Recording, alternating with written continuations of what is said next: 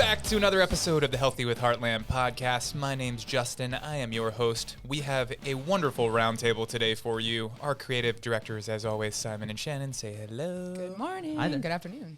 And your favorite senior health and wellness consultant, Matt Wesp, is joining us this week as well. Hello, guys. Yes. Thanks for having me again. Yeah, yes. Thanks for being here. So we got an action-packed episode today. We're going to be talking about ethics in farming, humane animal handling and care, why that's so important, and why it's not addressed in the commercial supply chain. But before we get to all that good stuff, let's get to some announcements. All right.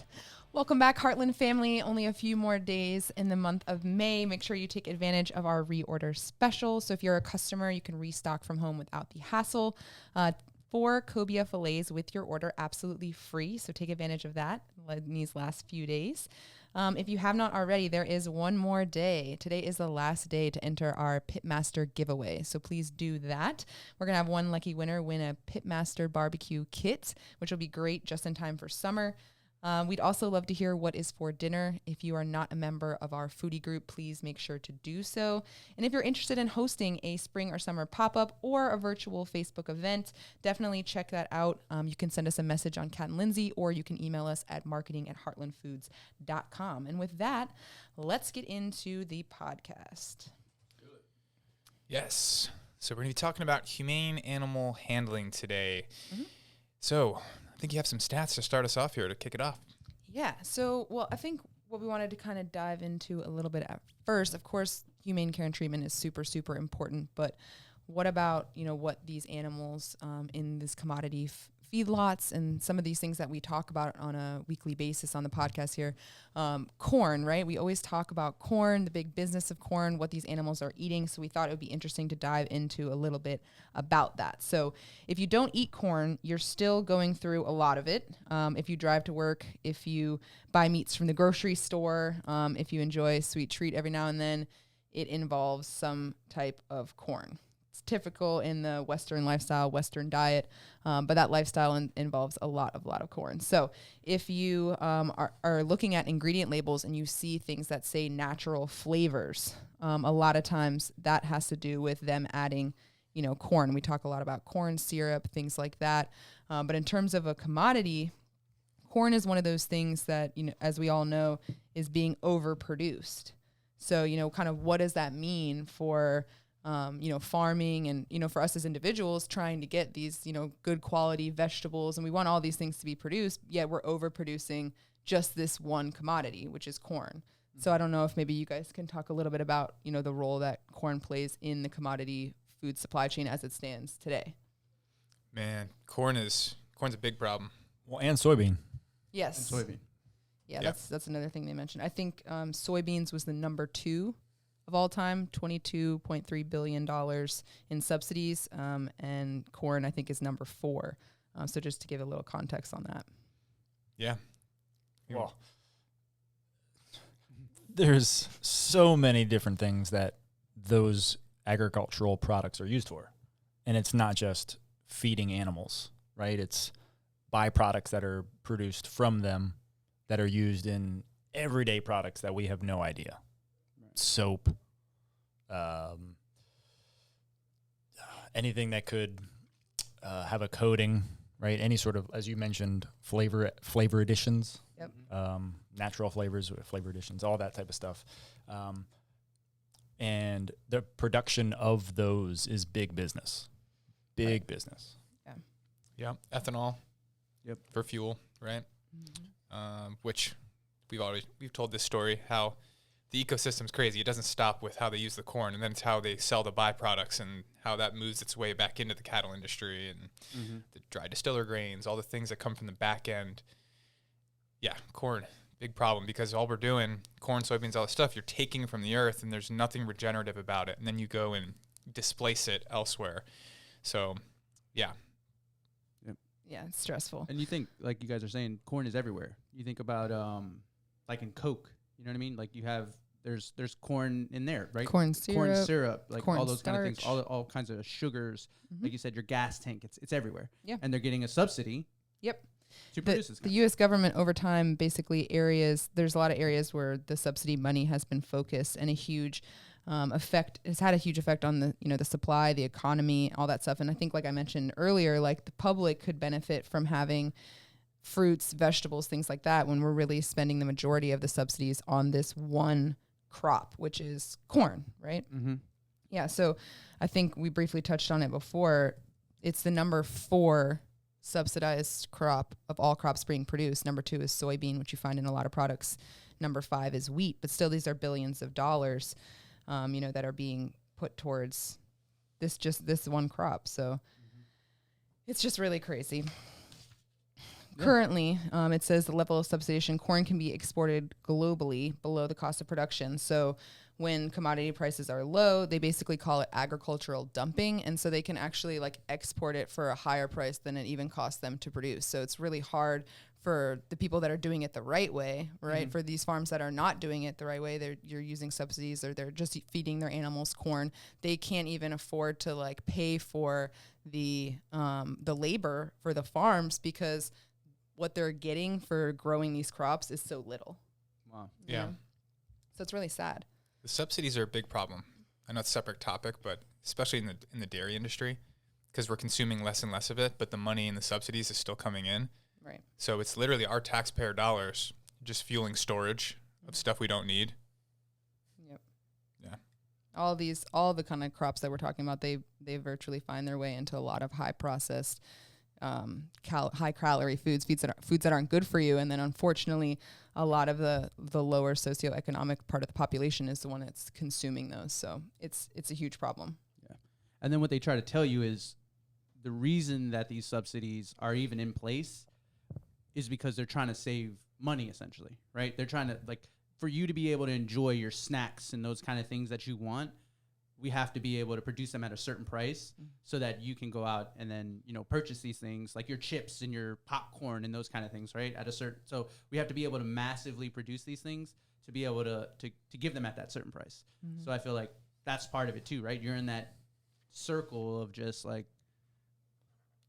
I don't even know what it's a circle of, but you're in a rat race essentially. You know what I mean? Like the price of those goods that you want, and they're being subsidized. So they're being incentivized, right? Mm-hmm. To create things faster, and create these things and when you look at it, right, the land was never ever really made to just have one crop. I think you were saying something about that yesterday, when it's like, I don't remember exactly what it was. Only 1/3 of surface land is tillable, like for agriculture, for even soil, for you to even raise anything on it. Right. Yeah. Two-thirds of it's really rocky, and you can't really farm. Yeah. On the land, right? Yeah. So, but that was a separate topic of talking about just how we utilize land, right? Mm-hmm. Because historically, we have actually, everybody talks about the cattle industry. It's crazy. We harvest like 90 million cattle every year, right? It's like, well, guess how many were roaming before humans were even on that land? More than that.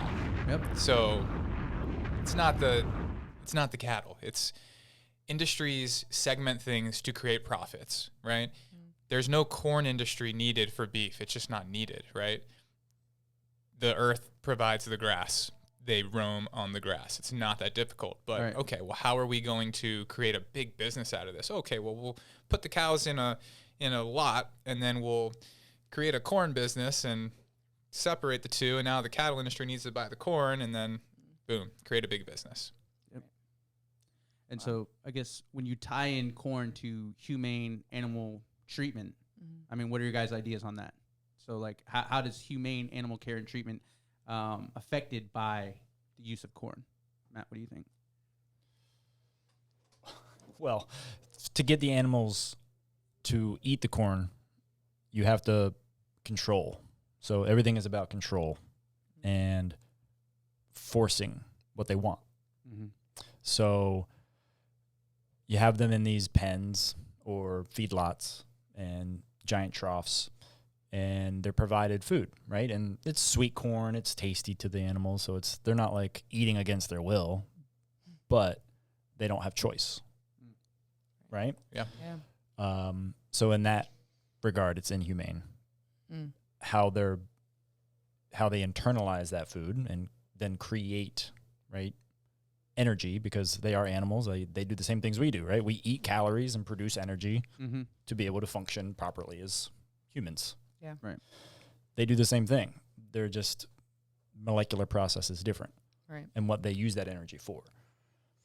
So what we've been able to do over time, science and genetic testing, and as far as the actual crops, is have something that is tasty for the animals to eat, that will produce faster weight gain. Yeah. You know, to be able to harvest the animal faster, which again is better for the economic side of it, right? Everything's done faster, so it's more profitable. Yep. That in itself is unfortunately inhumane for the animal because of what they go through with that. And then of course you have all the other things, the cascading effects of that. The stress. The stress. What's the hanging weight of a cow that's fed a ton of grain ends up at like 1,500 pounds. Like naturally that animal would be 900 to 1,000 pounds. So like, what do you think happens to their joints? Do you think they're feeling good out there? Same thing with their organs. They got to process that stuff. And then of course that's where the use of antibiotics and all that other, because of not only what it's doing to them internally, but the actual surroundings that they have. Right. Is another need for the antibiotics. Is yes, cows naturally would roam in herds, cattle would roam in herds, but in these large amounts and these types of conditions, like maybe not. So breeding ground for all sorts of things. Yeah. Right. And then I guess Justin, how do we differentiate from what Matt's talking about? Like how does Heartland Foods differentiate from the use of antibiotics and those kind of things? Well, so on the antibiotics front, this is important because this directly relates to humane animal handling. In a USDA certified organic program, if a cow gets sick, they're not allowed to administer antibiotics, right? So they will literally let the animal get very sick and die a terrible death instead of using a little bit of common sense and say, okay, we want to do what's best for the animal, but also preserve the integrity of the food that we're providing. So at Creekstone, animal gets sick, they give it antibiotics, and they remove it from the Never Ever program, right? So we're not going to let animals suffer, but we're still going to provide no antibiotic food to the people who want to buy it. So that's why they have two sides to the farm. If you go to the website, you can buy different levels of product, right? So we're gonna make things done humanely and healthy at the same time. So there's just flaws in the big system. Right. Good intentions, but letting animals suffer probably not very humane. Yeah. And then like you even mentioned, on top of it being inhumane, right? And let's say you're a horrible person and you don't care about the treatment of animals. Now, do you care about the taste of your food? Because as you said, the stress and all those kind of things play a big part into even the flavor. Yeah. You know what I mean? In the tenderness of a steak and the rigidity of the meat and all those kind of things. So yeah, it makes total sense as to from just a nature perspective, why you should be able to, why you should be taking care of not only the land but the animals and how they do that whole sort of thing. And then right back around to your eating experience. Exactly. I think I was just going to talk about that, and I'm glad you brought it up. And I think we've focused on cattle here so far. Yeah. But I think it has more of a role in poultry.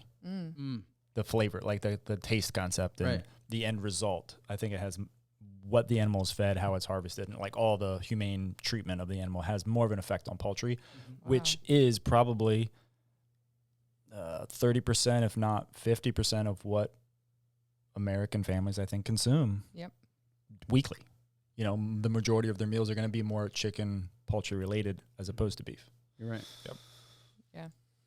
Yeah, and that starts with breeding. That's what drives me nuts about the organic stuff. It's like the only thing you got to do to qualify for organic is just change the corn and soybeans to organic corn and soybeans. I mean, it like addresses nothing except that one little part of everything. Yeah. It's like these animals, if they're not heritage breeds and they've been modified or they're giving accelerants, things like that, if they're getting too big too fast, it's incredibly stressful on their organs. They can't really walk. Their joints are, just a miserable existence. I mean, they literally can't even walk, but it's organic.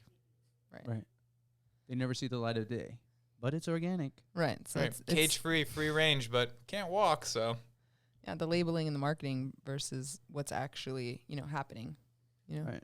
So And it's corn there as well, right? They're using corn to feed all chickens sorts of animals and things like that, right? I forget what it was, but they were like even like a little sweet drip that they were giving like these chickens, and like they basically don't even walk up to it. They literally just live right under it, and they eat this sweetness and they grow huge. Wow. Yeah, because again, see another industry where they're trying to spend as little in resources, right, to yield the best, I guess, profits in that sense, right? yeah, it's all about bigger, faster. Yep. Right. Like they're taking those cows to 1,500 plus in a shorter amount of time. Same thing with the chickens. They're going 6 pounds in 47 days. I was say, do you have that chart that kind of talks about the poultry industry, how it's changed over the last 60, 70, almost at this point 90 years? Like the speed at which the birds are raised. Yeah, the rate is just incredible. Yeah, it's like sometimes people ask me, they're like, yeah, can we get like bigger, like the 6.5 pound roasters, like those 3.5 pound chickens aren't enough to feed the family. Like, we'll cook 2 of them because like a chicken is not supposed to be that big. It's not natural. Yeah. And then shifting gears from, chickens, then you talk about the pork industry. Yep. Right? Matt, you want to go into, the other white meat, like it's been bred to be a competitor to poultry, right? And unfortunately, that means what it's turned into is bland, right? Because of the breeding, because of the way that they've been able to affect and control what the animal is fed, how it's raised, and then the end result. And the breeds that work best in those conditions, right? Where there's a lot of testing and things that go into that. And, it's, hey, this breed doesn't do well with it. This breed does, and we can get more out of it, right? It's lean. We can sell it more. And the marketing on top of that was the other white meat, right? The pork industry used that for a long time. I haven't seen it very much anymore. I actually don't see a lot of pork ads. That's because China bought. But I don't watch a lot of television either. Pork producer in the U.S. And on the screen right now is that image that Matt was talking about of the difference between 1957 chickens and 2005, and just the growth and the overall days. I think it's between 0 and 56 days. You can just see. That's not natural. Yeah. Yeah. When you buy that young roaster in the grocery store that's 6.5 pounds, it's called a young roaster because it was 47 days old when it got the axe, and it had already gone from 0 to 6.5 pounds. Marketing. It's wonderful. Yeah. Wow. Fresh young chicken. Right. Sounds great. But how did we end up there? And then you think about it, right? So let's say now the chicken. I want the old chicken that lived long. That lived a long life. Yeah. No. I mean, when you think about it, like now, how do you, like, if you're not paying attention to the heritage Hubbard breed, right? Or the bird, or the breed of the bird, what are you getting? You're getting some Franken chicken that was made, right? There's no way to take out the genetics of the animals and all this stuff that they were pumping into them, right? Right. And that's not a GMO, by the way. Like, people get that confused. Like, this is genetic engineering of your food. Right. It's not even on anyone's radar at all. Right. It's not modified. It's engineered. Yeah. This is literally genetically engineered food. And then the GMO feed. Everyone's paranoid about GMO feed. What about GMO or genetic chicken? Yeah. Like, Yeah. the actual animal itself. Right. Yeah. Enjoy, the food in its natural state, or as natural as you possibly can. Yeah. Right. But Justin, I know you have, some information on gestation crates and things like that. I think, in the commodity pork industry, I don't know if you want to kind of jump into that and how, what a gestation crate is and what they're doing, and then what Cheshire Farms, the pork purveyor that we use, is using, Pork Farm. Yeah, so it's complicated because it changes from each animal completely different. Like, even when you get into how their digestive systems and why it's worse to feed this one corn and that one corn. But I mean, when you're talking about pigs, cows too, they're very smart animals. I mean, a pig is just like a dog, right? In the sense of their just intelligence. So they're very social.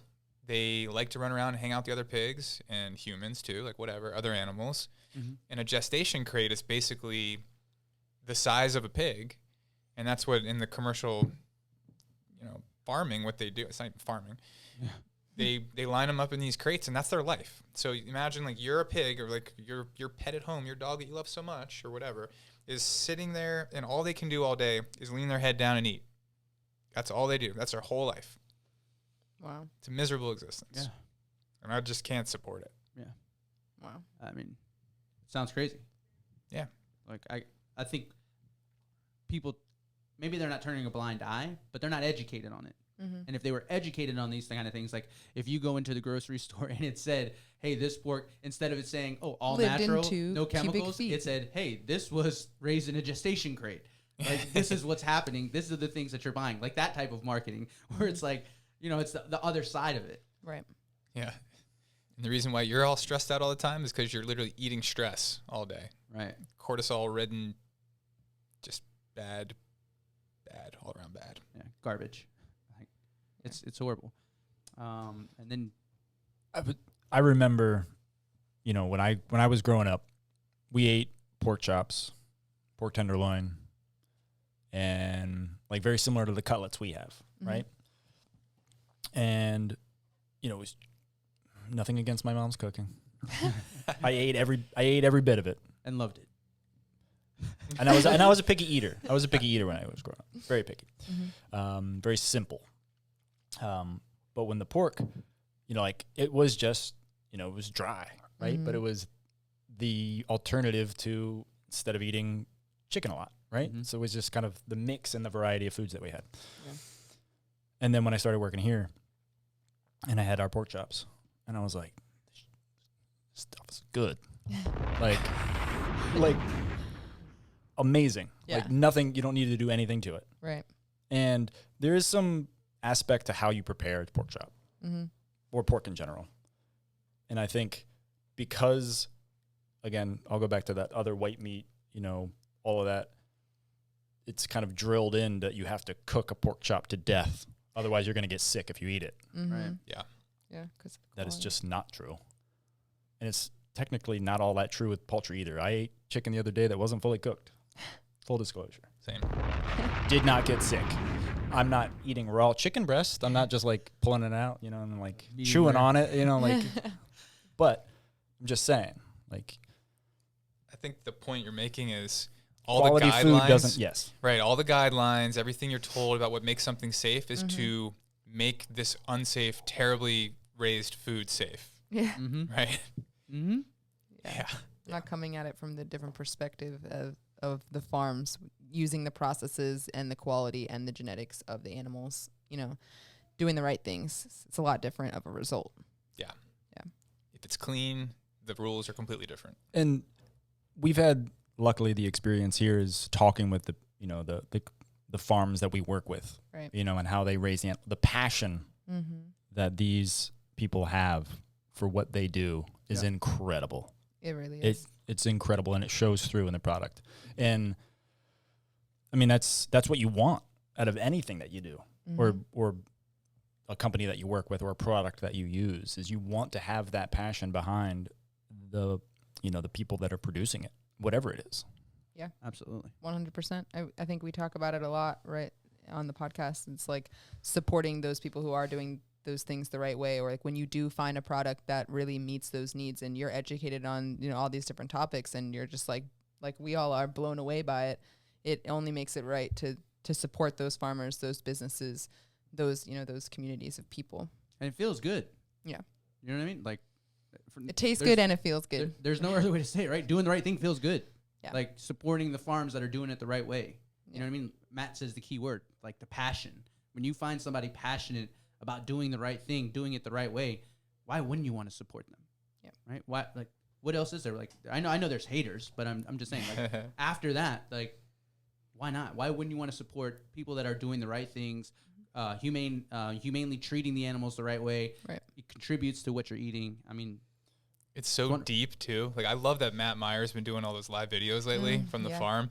Like, no one thinks about this, like the nutrient cycling. And he's like, well, this happens, so like we got to do this to make sure we're going to put these legumes to help the biodiversity of the microorganisms that are going to make the soil really healthy. Like, do you really think at all when you go to the grocery store that some guy was standing in a field making sure that the biodiversity of the soil was just right so that the cows would eat just right so that you would eat just right. No, I mean, that's a great point. Again, we keep talking about like faster, cheaper, right? This is like the opposite. It like may cost more. It may be more time consuming, right? And that's where like that passion, I feel like, really comes into play, is that it might not even be the easiest route. It's just the right route. And then for them specifically, Thousand Hills and Matt Mayer, to take the time to then put that information, that value out to the public, I just think it's so amazing.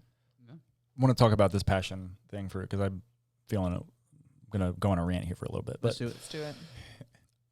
I feel every person has a personal accountability for what they do for themselves and their family, how they eat, right? How they take care of themselves, all of that.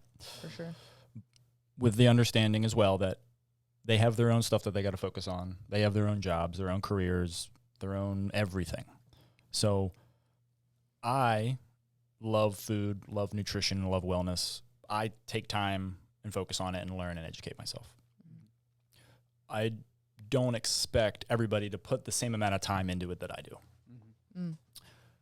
So what we do, Justin and I and Zach, when we go into a customer's home and then we talk about these things, is we're trying to relay and share our passion for what we as a company do and what we provide our customer base, so that they don't have to, they can feel at ease about what they're doing and not have to worry about, we're not adding something to their plate. We're actually taking something away. Plate, fun little pun there. We're taking something off of their plate where they don't have to worry about, man, am I feeding my family correctly? Or what, am I doing a disservice or am I doing the right thing? Right. They can focus on other areas of their life and improve other areas because we got them. We got them when it comes to the food.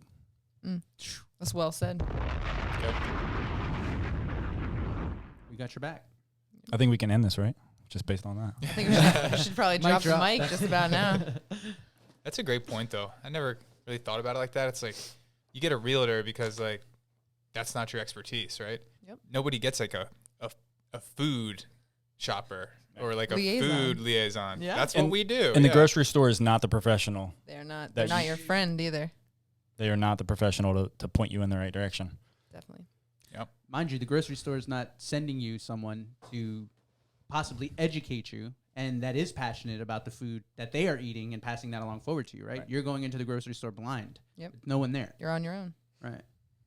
So, I mean, I get chills listening to it because when you say passion and you know what I mean, you're passionate about those certain things, I don't think there's anything better than someone that's passionate about something teaching you about that, right? Educating you, because that's what they're good at. That's their expertise, and they're passing that along to you for whatever, right? For you to be able, like you said, to be able to make sure that your family's eating cleaner, safer, healthier food.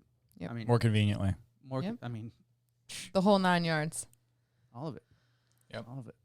So that's a wonderful thing. I mean, and just to kind of, tie it all back into the humane animal treatment and care. It's like you have Justin, Matt, and Zach that are doing the research, that are going out, that are, finding out about these things, that are bringing into people's homes. Mm-hmm. And at the same time, they have the customers, and we have the customers back, but at the same time, the farms have our back. Yep. Right? Like they're doing all the right things, making sure that they're keeping up with the processing and the packaging and the whole nine, all of that's taken care of. Yep. So it's just this one, it's a team aspect, right? You can't do it by yourself. It's a community, right? And that's why we always talk about it as the Heartland family, because we really all are part of a family. I love it.